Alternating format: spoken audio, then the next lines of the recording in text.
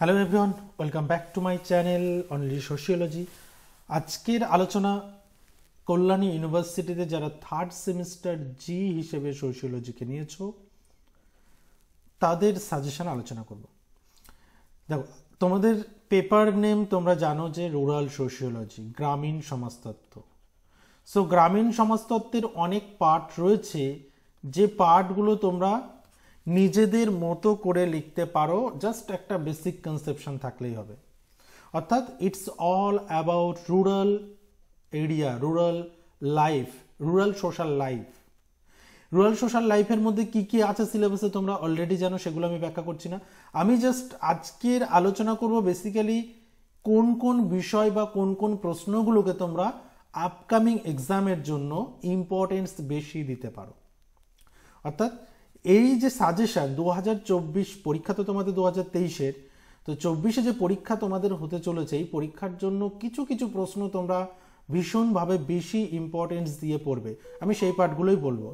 আশা করছি সেই পার্টগুলোর ওপর বেস করে তোমরা প্রিপারেশন নিলে আমি 100% শিওর বা 100% কমন দিচ্ছি।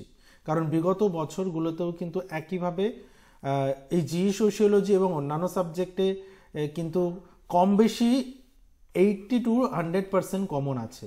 তো আমি রুরাল সোশিওলজি তোমাদের 100% বলছি যে এর মধ্যে থেকে তোমরা লেখার মতো কোশ্চেন তোমরা কিন্তু পেয়ে যাবে। তোমাদের কটা প্রশ্ন লিখতে হবে? এখানে লিখতে হবে তোমাদের 4টি প্রশ্ন, 20 নম্বর, 10 নম্বরের 2টি, 20 নম্বর আর 2 নম্বরের 10টি, তাই তো? এই হচ্ছে তোমাদের প্যাটার্ন। চলো দেখে নিই। প্রথমে আমরা যেমনভাবে দেখি, প্রথমে আমরা দেখব 5 নম্বর, তারপর দেখব 10 নম্বর, দেন লাস্টে আমরা আলোচনা করব যে কোন কোন শর্টগুলোর উপর তোমরা ইকুয়ালি ইম্পর্টেন্স দিতে পারো। ওকে, আর আরেকটা বিষয়, আমরা যে সাজেশন আলোচনা করতে চলেছি, তোমরা যদি সাজেশন বেসিস কেউ নোটস নিতে চাও, সেক্ষেত্রে নিচের দেওয়া ফোন নম্বরে হোয়াটসঅ্যাপ করতে পারো, পিডিএফ কপি তোমরা পেয়ে যাবে। ওকে, পিডিএফ কপি তোমরা পেয়ে যাবে। একটা পেইড স্টাডি মেটেরিয়াল যারা নিতে চাইছো তারা নিচের নম্বরে কন্ট্যাক্ট করে। চলো শুরু করছি 5 নম্বর দিয়ে। 5 নম্বরে প্রথমেই তোমরা যেটা দেখবে, গ্রামীণ সমাজতত্ত্বের বিষয়বস্তু সম্পর্কে আলোচনা করো। গ্রামীণ সমাজতত্ত্বের পরিধি গত বছরে এসছে, আমি পরিধিটাকে একটু কম ইম্পর্টেন্স দিতে বলছি। এবছরের জন্য বিষয়বস্তুটা বেশি গুরুত্বপূর্ণ। দেখো, সিলেবাস খুব ছোট।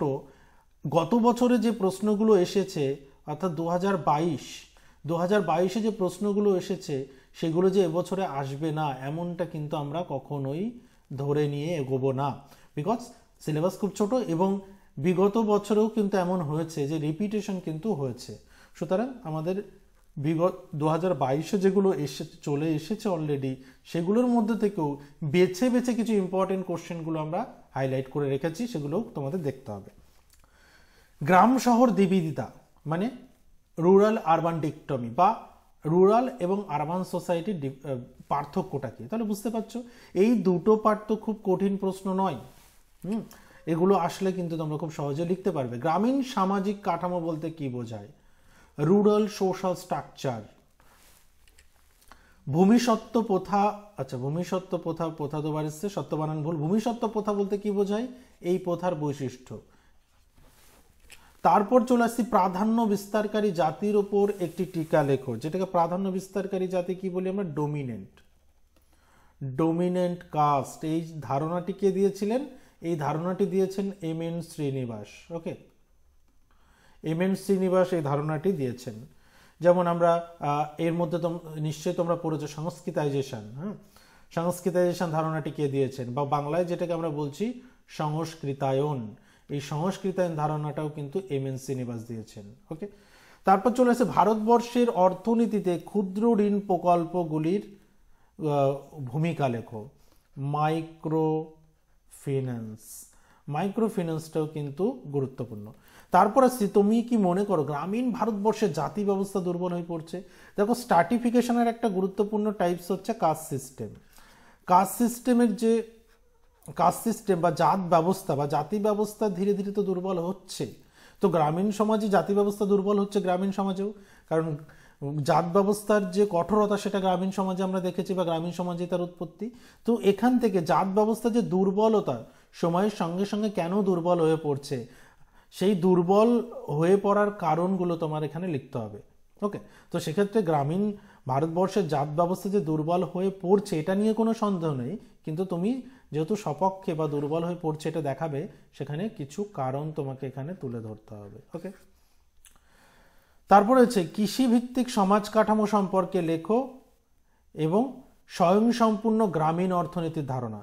আমি এই পার্টটাকে, এই দুটো পার্টি লাস্টের কোশ্চেন দুটোকে একটু হাইলাইট করছি, কারণ কৃষিভিত্তিক সমাজ কাঠামো আর স্বয়ংসম্পূর্ণ গ্রাম এই দুটো কিন্তু খুব এবছরের জন্য আমি বেশি ইম্পর্টেন্স দিচ্ছি, এবছরের জন্য কিন্তু বেশ গুরুত্বপূর্ণ। এবছরে জাত ব্যবস্থার উপর টিকা, ডোমিনেন্ট কাস্ট, দ্বিবিধিতা।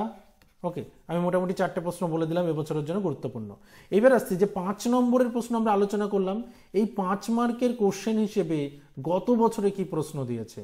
ভারতবর্ষের সমষ্টি উন্নয়নমূলক কর্মসূচি সিডিপি, কমিউনিটি ডেভেলপমেন্ট প্রোগ্রাম, এই কমিউনিটি ডেভেলপমেন্ট প্রোগ্রাম গত বছর এসছে, কিন্তু ইকুয়ালি আমি এবছরের জন্যও আমি হাইলাইট করে রাখলাম, এটা না দেখে যাবে না, কারণ এখান থেকে তোমরা 2 মার্কের কোশ্চেন কিন্তু পেতেই পারো। ওকে, যে কমিউনিটি ডেভেলপমেন্টের কর্মসূচির উদ্দেশ্য কি ছিল, কমিউনিটি ডেভেলপমেন্ট কর্মসূচি বলতে বা উন্নয়নমূলক কর্মসূচি বলতে কি বোঝায়। ওকে, আমি গ্রামীণ সমাজের প্রকৃতি এটাকে একটু কম গুরুত্বই দিচ্ছি, এটা না দেখলেও হবে, এক ঝলক দেখে রেখো, যাতে মোটামুটি যদি চলে আসে তোমরা যেন লিখতে পারো পয়েন্টগুলো। তারপর ক্ষুদ্র ঋণ, ক্ষুদ্র ঋণ আমি অলরেডি বলেছি, এটাও কিন্তু গত বছর এসছে, আমি ইকুয়ালি এবছরের জন্য পড়তে বলছি।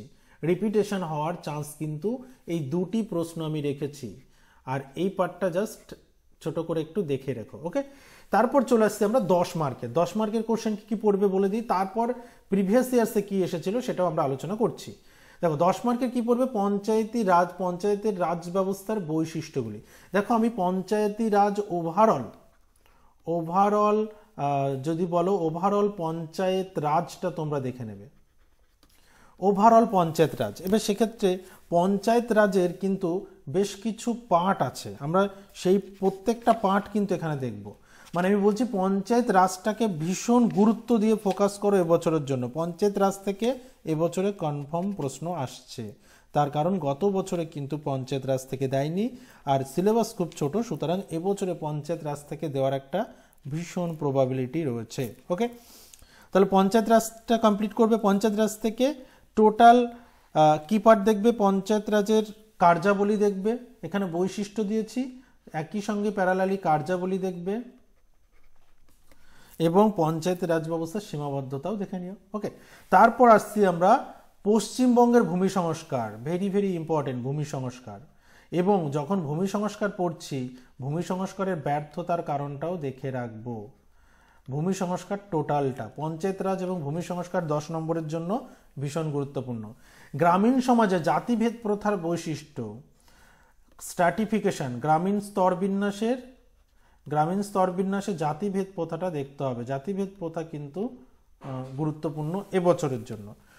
বর্তমান সমাজে স্বনির্ভর গোষ্ঠী কি, SHG, সেলফ হেল্প গ্রুপটা দেখবে। গ্রামীণ সমাজতত্ত্বের বৈশিষ্ট্যটা, তারপর আসছে গ্রামীণ সমাজের জাত ব্যবস্থার পরিবর্তিত প্রকৃতি। আমি এই যে 2টো প্রশ্ন বললাম, একটা জাত ব্যবস্থার বৈশিষ্ট্য আর প্রকৃতি, এই 2টোর মধ্য থেকে কিন্তু প্রশ্ন আসতে পারে। এবং দেখো এই যে জাত ব্যবস্থার পরিবর্তিত প্রকৃতি, এটা কিন্তু অনেকটা প্রথমে যে প্রশ্নটা বললাম যে জাত ব্যবস্থার পরিবর্তন কি গ্রামীণ সমাজে হয়েছে, সপক্ষে যুক্তি দাও। এই যে ওই প্রশ্নের অ্যান্সার আর এই প্রশ্নের অ্যান্সার অনেকটা কিন্তু একই রকম হবে, জাস্ট তোমার প্রেজেন্টেশন স্টাইলটা এক হবে, কিন্তু ওভারঅল পয়েন্টগুলো একই থাকবে। ওকে, তাহলে জাত ব্যবস্থা এবং বৈশিষ্ট্য এবং জাত ব্যবস্থার পরিবর্তন, এই 2টো পার্ট আমি বললাম, 2টো পার্ট থেকে তোমরা কিন্তু একটা পার্টের প্রশ্ন কিন্তু তোমরা পাবে। গ্রামীণ উন্নয়নে আরেকটা হচ্ছে গ্রামীণ উন্নয়নে পঞ্চায়েতের ভূমিকা, যেখানে বললাম যে পঞ্চায়েত রাজ যখন পড়বে, পঞ্চায়েত রাজের কার্যাবলী, পঞ্চায়েতের বৈশিষ্ট্য, আর এদিকে হচ্ছে পঞ্চায়েতের গ্রামীণ উন্নয়নে পঞ্চায়েতের কি রোল, সেই পার্টটা কিন্তু এখানে দেখে রাখবে। নেক্সট আসছি আমরা DN ধানাগারের কৃষিভিত্তিক সমাজের শ্রেণী মডেল। দেখো এটা এই শ্রেণী মডেল প্রশ্ন কিন্তু আসেনি, কিন্তু আমি এবছরের জন্য বিশেষ করে গত বছরে শ্রেণীর যে বেসিক পার্ট, কৃষির খুব কিছু আনকমন প্রশ্ন দিয়েছে। গত বছর কৃষি সমাজ থেকে কিছু আনকমন কোশ্চেন দিয়েছে, এবং যে আনকমন কোশ্চেনগুলো কিন্তু সিলেবাসের সঙ্গে কোনো অ্যাঙ্গেল থেকে তুমি মেলাতে পারবে না। তো সেই জায়গা থেকে ডিএন ধানাগারের এই মডেলটা দেয়নি, কিন্তু আমার মনে হচ্ছে ইম্পর্টেন্ট, আমি দিয়ে রাখলাম। এই পার্টটা কিন্তু তোমরা একটু দেখে রেখো। ডিএন ধানাগারের কৃষিভিত্তিক মডেল যদি তোমরা বড় প্রশ্নতে না পাও, 2 মার্কের প্রশ্নও কিন্তু পেতে পারো এক্ষেত্রে। ওকে, 2 মার্কের কোশ্চেনও কিন্তু এখান থেকে আসতে পারে, সে কারণে বেশ কিছু আনকমন কোশ্চেন আসছে, আমি সে কারণে দিয়ে রাখলাম। হ্যাঁ, চলো নেক্সট পার্টে আসছে আমরা, যে 2022 অর্থাৎ প্রিভিয়াস ইয়ার্সে কি কোশ্চেন এসেছিল। দেখো গ্রামীণ সমাজের কাঠামো কিভাবে পরিবর্তিত হচ্ছে, এই কাঠামোর পরিবর্তন এটা দেখে রেখো, নিজের ভাষায় বর্ণনা করো। জাত ব্যবস্থা বলতে কি বোঝো? জাত ব্যবস্থার মুখ্য বৈশিষ্ট্য এসেছে, কিন্তু দেখো আমি এবছরের জন্য রিপিটেশন করেছি যে এই বছরের জন্য এটাও দেখতে হবে। আর যেটা হচ্ছে গ্রামীণ উন্নয়নে সবুজ বিপ্লবের প্রভাব। দেখো সবুজ বিপ্লব এখানে তো 10-এ দিয়েছিল, এবছরে গ্রিন রেভলিউশন দেখা গেল, গ্রিন রেভলিউশন 5 মার্কে দিয়ে দিল। তো সেক্ষেত্রে আমার প্রস্তুত থাকতে হবে গ্রিন রেভলিউশন নিয়ে। দারিদ্র্যের সংজ্ঞা দাও। ভারতে দারিদ্র্য দূরীকরণের প্রধান পরিকল্পনা, রুরাল পভার্টি এলিভেশন প্রোগ্রাম, দারিদ্র্য দূরীকরণের পরিকল্পনা, এটাও ইকুয়ালি ইম্পর্টেন্ট। এবং এই পরিকল্পনাগুলির মধ্যে কি কি, এই যে কি কি, এই কি কিগুলো মনে রাখতে হবে। ওকে, এই কি কিগুলো থেকে কিন্তু তোমরা কি 2 মার্কের শর্ট কোশ্চেন পাবে। ওকে, চলো এইবার আসছি আমরা গ্রামীণ সমাজতত্ত্ব কি, 2 নম্বরের প্রশ্ন, 2 মার্কের কোশ্চেন, শর্ট কোশ্চেন।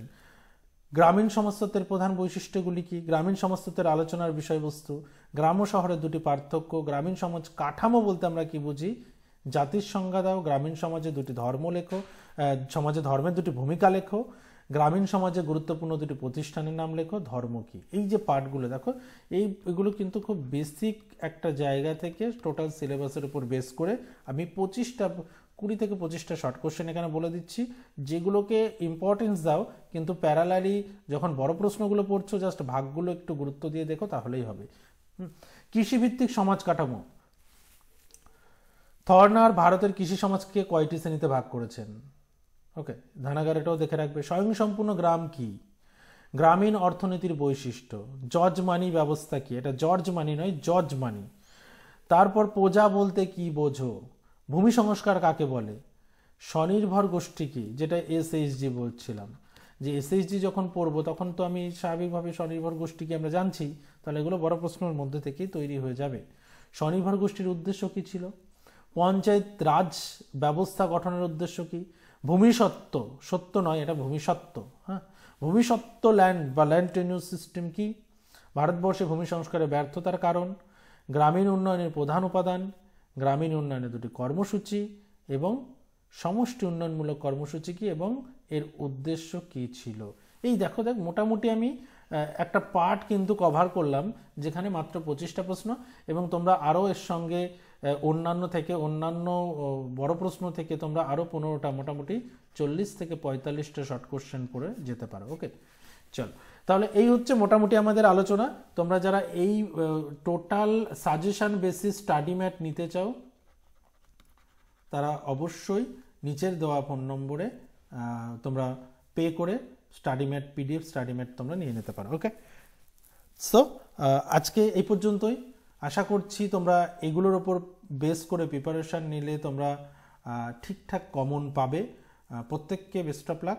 খুব শীঘ্রই দেখা হচ্ছে নেক্সট ভিডিওতে।